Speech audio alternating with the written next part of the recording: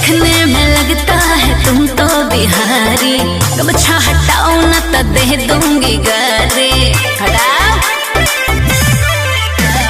देखने में लगता है तुम तो बिहारी, गमछा हटाओ न तो दे दूंगी गारी। समझ में नहीं आ रहा क्या? ऑर्डर पे मोहटर होगा, मैं हूँ पापा के परे। मैडम तनी हई हो बतिया सुन ला।